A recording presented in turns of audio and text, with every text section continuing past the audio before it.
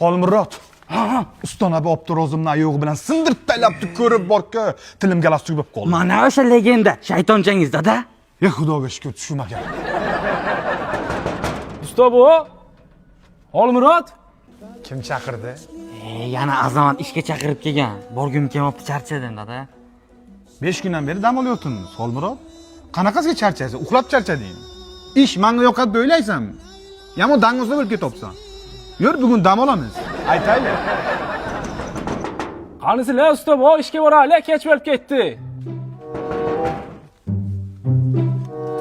Azamat aka, dadam bilan Xolmurod akam mol bozorga tovuq sotgani ketganlar. Ofatoy sanmi? Ha, usta bobomla ketganlarmi?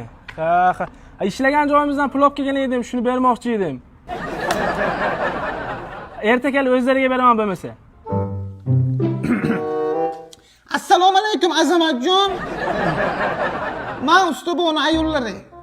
Xolmurodjon ayasi bo'laman. Ha, ayam bo'ladilar.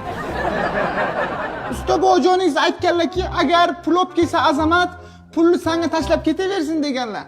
Agar oyliklarni olib kelgan bo'lsangiz, menga tashlab ketavering. Qanday bo'larkin? Ha, mayli. Mang. Bering Azamatjon. Pulni bering. Yolmang Azamatjon, yolmang. Kim bu? Onajoningni eri bu. Pulni bersang-da, bo'lmasa yo'qol, ket. Ahmoq qilma odam.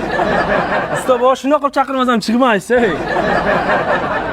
Charchab ketdim, Azamat. Charchab ketdim. Ko'tar ishingni, dam olaman. Azamat aka ishga boradi.